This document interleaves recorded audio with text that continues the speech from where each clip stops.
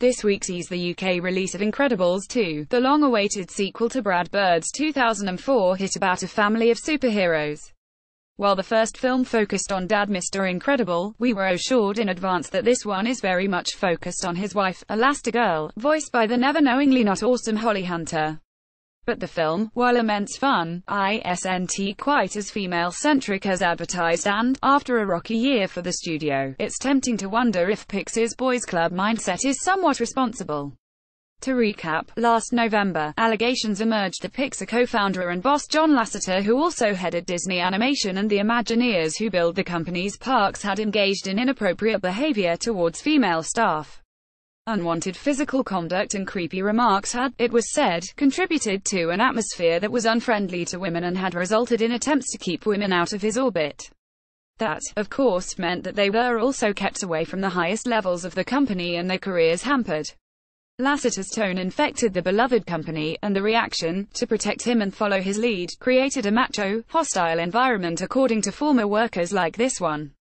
It should not have been a surprise that Pixar wasn't quite as inclusive as we might wish. Rashida Jones left Toy Story 4 because of it, as reported in 2017. Still, it hurt to learn that there was a worm in the apple of animation's eye. For fans of the studio, a group that very much includes me, it was a devastating breach of trust. Harvey Weinstein was always known as a bully, even if the extent of his abuse was hidden. The Lasseter revelations, however, were a shock to outsiders. This was someone who co-created an art form, founded one studio and rescued another from the doldrums. To Pixar's credit, Lasseter stepped away almost immediately, eventually resigned and has not, to date, offered any self-pitying screeds on why it's not so bad really and why his undoubted ability should excuse him. Pete Docter, the genius behind Up and Inside Out, has stepped up to lead Pixar, and Jennifer Lee, co-director of the mega-hit Frozen, will take over at Disney Animation. Both are welcome appointments. Imagine how much greater they could be if their female characters were as routinely indelible as their men, so we can hope for change and fairer days ahead, and women getting a fair break without having to endure treatment their male colleagues never experience. But it's interesting to watch Incredibles 2 in light of all this. Purely as a film, it's entertaining. It doesn't have quite the daring, or the narrative focus, of its predecessor, but it's funny and gorgeously animated and cleverly plotted. There's a lot of entertainment in watching a super family negotiate the pitfalls of everyday life, and discovering that superpowers don't help you go on your first date, or do your maths homework, or look after 3 kids when your spouse is away.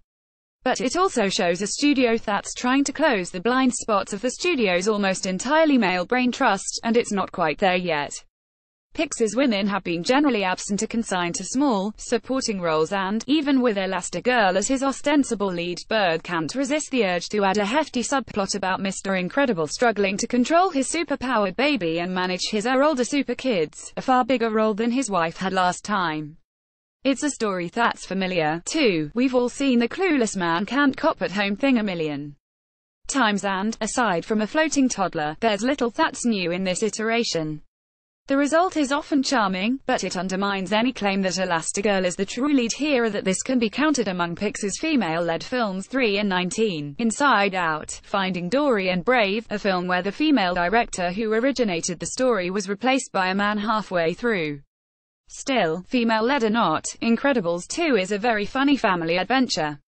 And Pixar itself is by no means a lost cause. It is, with Studio Ghibli and Cartoon Saloon, a consistent source of glorious animation, capable of heartbreaking and heartwarming stories. But Lasseter's departure is an opportunity for wider soul-searching that the studio needs to seize. Imagine how much greater they could be if their female characters were as routinely indelible as their men. At Helen Loara.